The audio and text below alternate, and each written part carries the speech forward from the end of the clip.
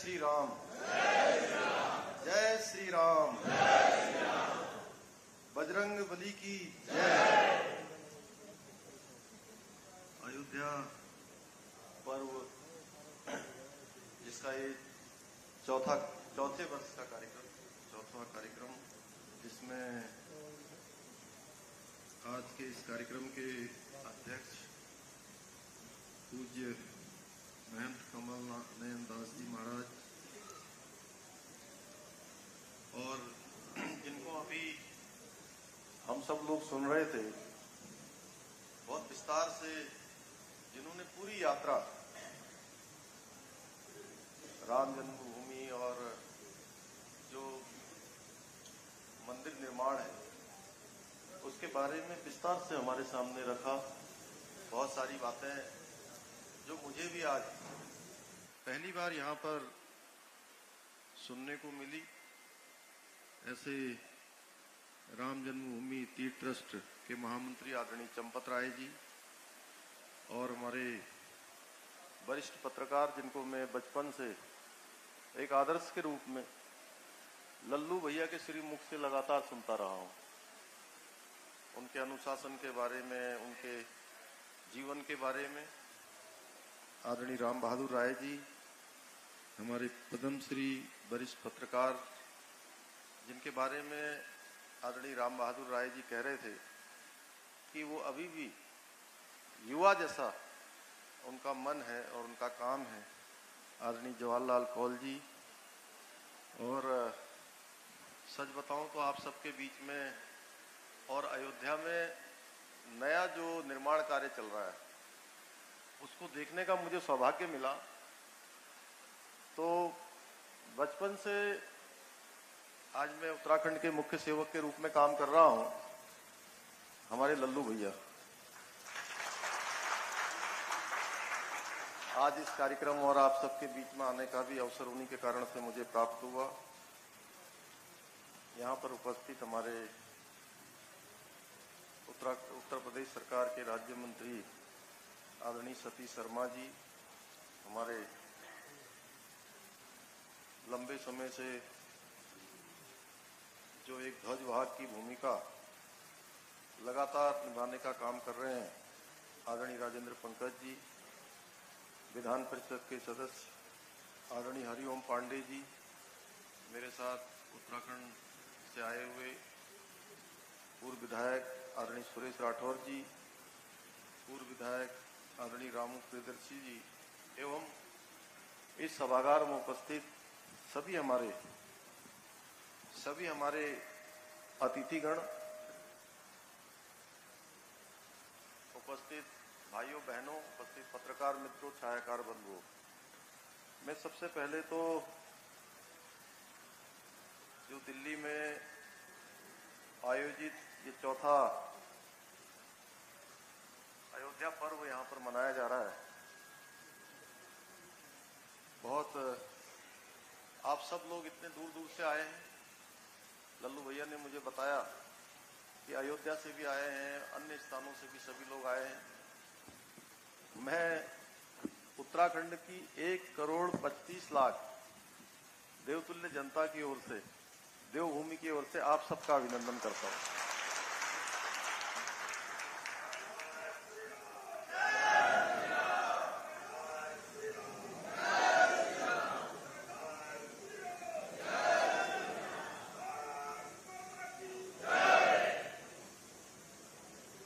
आप सबके बीच में आकर अभिभूत हूं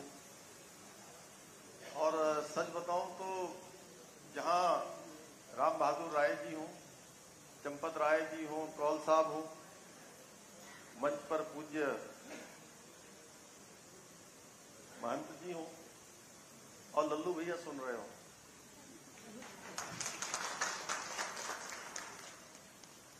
तो थोड़ा बोलना कठिन है। क्यों लल्लू भैया?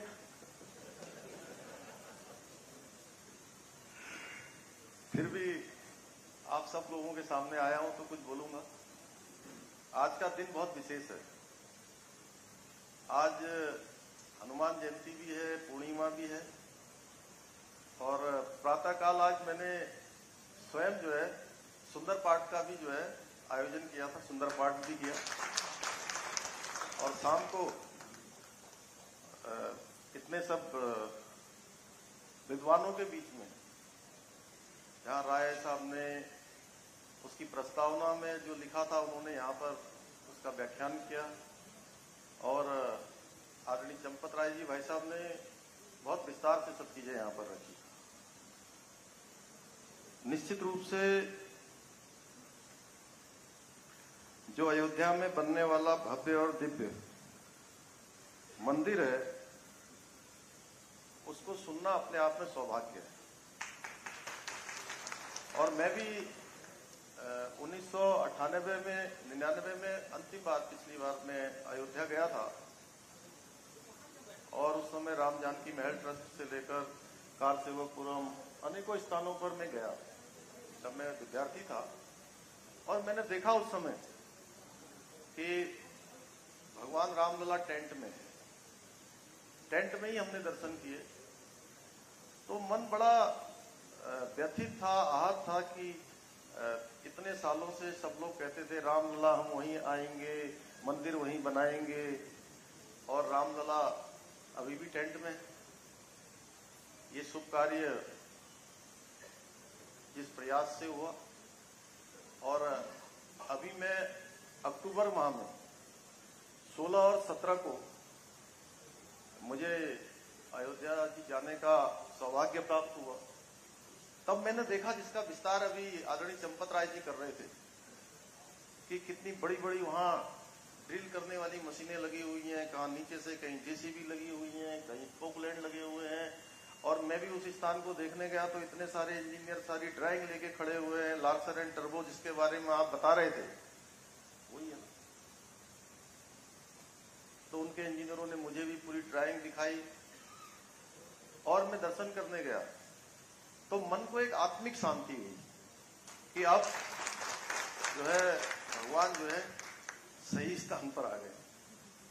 तो इसके लिए हमारे देश के यशस्वी प्रधानमंत्री नरेंद्र मोदी जी का भी हम धन्यवाद करते हैं कि उन्होंने ये सब काम किया।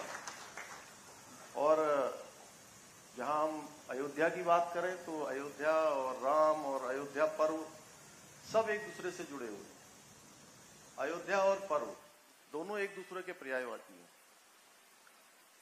और मुझे भी बहुत नजदीक से राम की महिमा और रामचरितमानस, इन सब से इसका सच में आभास कब हुआ कि मैं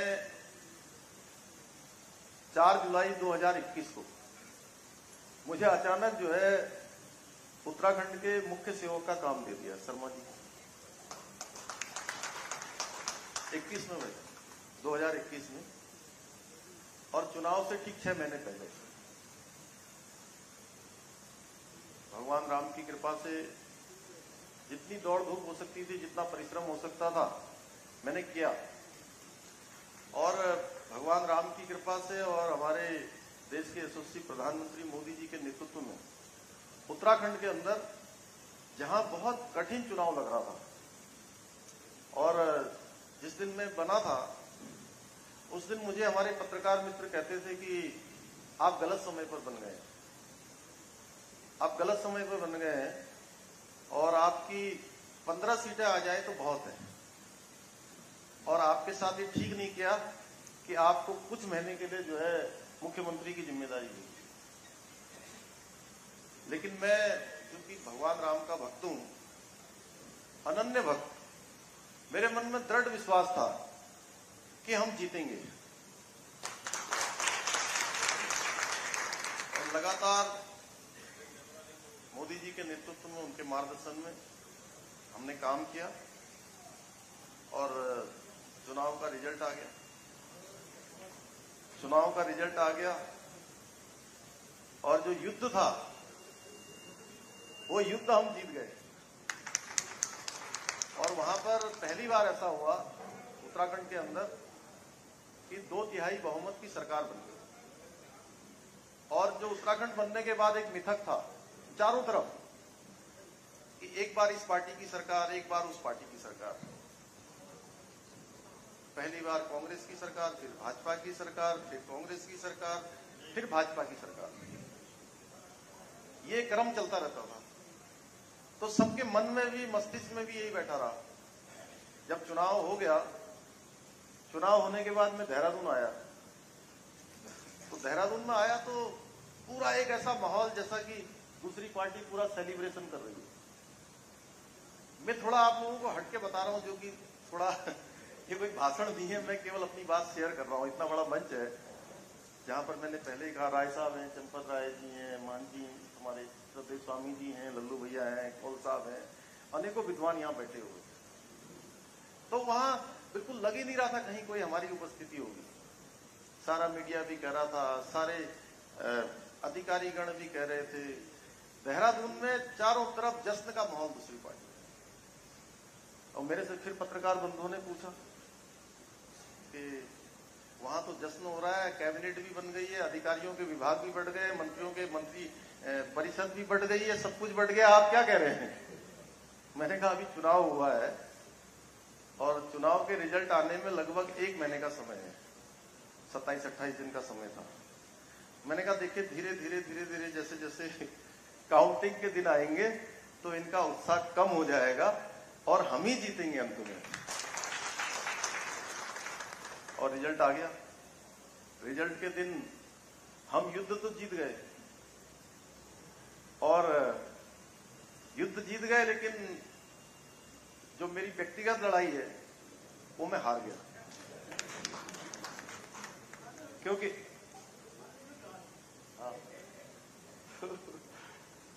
तो मन बड़ा व्यथित था। मैं सोच रहा था कि क्योंकि मैं क्या हुआ कि 6 महीने अपने चुनाव क्षेत्र में जा ही नहीं पाया। पूरे प्रदेश में यहां बुला रहे थे, वहां बुला रहे थे, हर जगह जा रहा था। तो मन बड़ा व्यथित था। फिर मेरे को एकदम अचानक ध्यान आया, एक मैंने अलमारी में रखी हुई रामचरितमानस को देखा, तो उसमें लिखा था, जाहे विधि रखे राम ताहे विधि रहिए। याद आया और फिर मेरे मन में उत्साह आ गया दोबारा से। भाई साहब, मैं आप तो अभिभावक हैं हमारे, तो फिर उसके बाद जो हुआ सबके सामने है, और आप सबके कारण से फिर से मुझे जो है भगवान राम की कृपा से ये काम करने का सौभाग्य प्राप्त हुआ। आप सबके बीच में आया हूं। तो आप सभी का, चूंकि अभी आज जहां हम अयोध्या की बात करते हैं, अयोध्या पर्व की बात करते हैं, इतना विस्तार वहां पर हो रहा है कि आदरणीय चंपत राय जी ने कहा कि वो संस्कृति और धर्म का एक राजधानी के रूप में पूरे दुनिया की आने वाले समय में अयोध्या बनेगी। उसी तरीके से उत्तराखंड में भी हमारा 2013 में भीषण आपदा उत्तराखंड के अंदर आई थी, और उस भीषण आपदा में पूरी तरह से जो हमारा केदारनाथ था, वहां का केदारनाथ भगवान का जो प्रांगण था, पूरी तरह से क्षतिग्रस्त हो गया।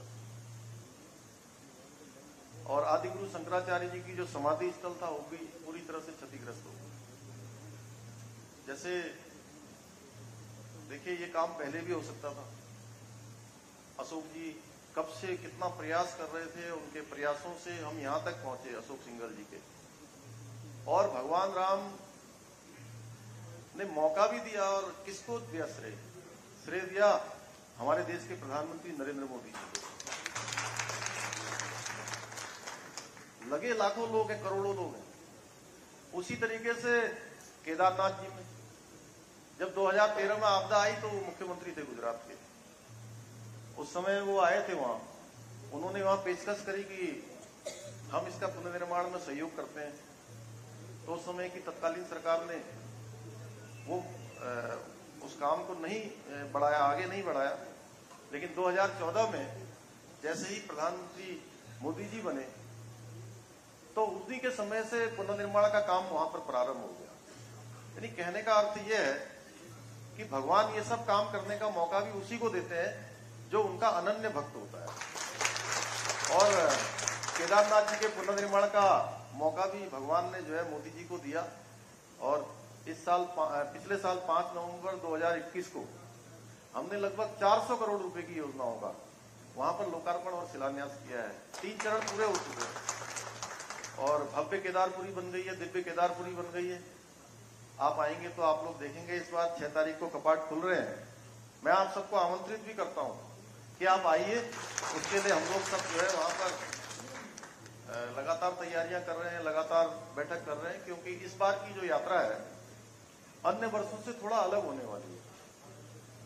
पिछले वर्षों में 2 वर्षों तक यात्रा बाधित रही है, महामारी के कारण यात्रा नहीं हो पाई।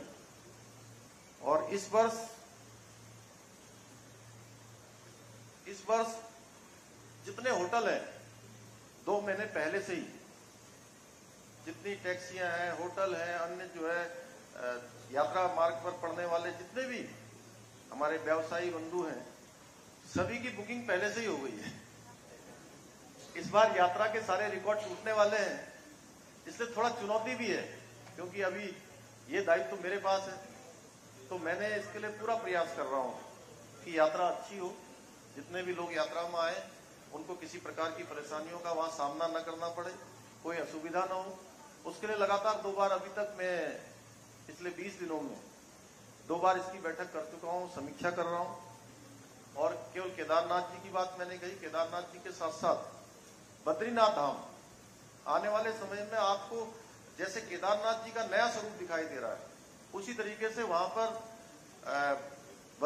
बद्रीनाथ भगवान का प्रांगण भी, उसके लिए भी हमारे यहाँ पर नया काम शुरू हो गया है। 250 करोड़ रुपए का काम वहां भी प्रारंभ हो गया। आने वाले समय में और भी उसका विस्तार होने वाला है। सड़कों की स्थिति अच्छी हो गई है। 4 धाम यात्रा को जाने वाले, अन्य मार्गों पर जाने वाले जितने मार्ग हैं, ऑल वेदर रोडें वहां की बन गई हैं और अभी आसान हो गया है। जैसे आप यहां से देहरादून जाएंगे तो देहरादून से दिल्ली आने के लिए पहले 7 घंटे 8 घंटे लगते थे और अब आने में मात्र 3 से 4 घंटे लग रहे हैं। और कुछ सालों में जो एलिवेटेड रोड बन रही है वो बन जाने के बाद मात्र 2 से 2.5 घंटे में आपको देहरादून से दिल्ली की दूरी पूरी हो जाएगी। और अभी मैं बताऊं आपको कि अभी एक दिन किसी कार्यक्रम में सड़क परिवहन मंत्री गडकरी जी मेरे साथ थे, तो मैं उनसे कह रहा था कि जिस तरीके से आपने ये देहरादून और दिल्ली की सड़क बना दी है, वो कह रहे थे पुणे से नागपुर और नागपुर से मुंबई की, वहां पर भी जो है इस प्रकार की सड़क बन गई है। तो मैंने ऐसे कार्यक्रम में कहा, जैसे कार्यक्रम में यहाँ मैंने कहा जैसे आप सड़क का निर्माण करते जा रहे हैं, एक दिन ऐसा होगा कि दिल्ली से देहरादून की जो है फ्लाइट ही बंद हो जाएगी। क्योंकि मैं हिसाब लगाया कि क्या है कि 4 घंटे कम से कम अगर हम हवाई यात्रा भी करते हैं तो 2 घंटे पहले आपको एयरपोर्ट जाना पड़ता है। 1 घंटे हवाई यात्रा में लगा लीजिए और कम से कम 1 से 1.5 घंटा आपको हवाई अड्डे से बाहर आने में और अपने घर तक जाने में, या जिस जगह भी आप जाना चाहते हैं उस जगह के लिए लगेगा। कितना, लगभग 4.5 घंटे हो जाएगा। और जब 2 ही घंटे में आप जो है कार से आ जाएंगे तो हवाई जहाज की यात्रा तो नहीं करेंगे। तो ऐसे अनेकों कार्य आज हो रहे हैं जहां भगवान राम के बारे में इतने सारे मनीषियों ने, विद्वानों ने यहाँ पर अपनी बात रखी है। मैं उन सभी से अपने को संबद्ध करता हूँ और पुनः एक बार विशेष रूप से लल्लू भैया का धन्यवाद करते हुए कि आप सबके सामने उन्होंने मुझे आने का अवसर प्रदान किया, मैं अपना सौभाग्य मानता हूँ। और आज इस विशेष दिन पर कि भगवान राम के कृतित्व पर, व्यक्तित्व पर, उनके कुछ हम अपने जीवन पर उतार पाएंगे तो मैं समझता हूँ निश्चित रूप से हमारे जीवन में परिवर्तन होगा। हमारे जीवन को आगे बढ़ाने में कहीं न कहीं हमें ऊर्जा प्रदान होगी, हमें रास्ता मिलेगा, एक हमको पाथे का काम करेगा। इतना ही आप सबसे कहते हुए, आप सबका धन्यवाद करते हुए, और जो लोग इस काम में लगे हैं वो तो हमारे सभी जो है देवतुल्य है ही हैं, क्योंकि कहते हैं जासु नाम सुमृत एक बारा उतरहि नर भव सिंधु अपारा। जिनका नाम लेने से ही, स्मरण करते ही मनुष्य अपार भव सागर को भी पार कर जाता है। तो आप सब लोग इस रास्ते पर चलेंगे। आप सबका बहुत बहुत धन्यवाद। जय हिंद, जय भारत, जय उत्तराखंड, जय श्री राम।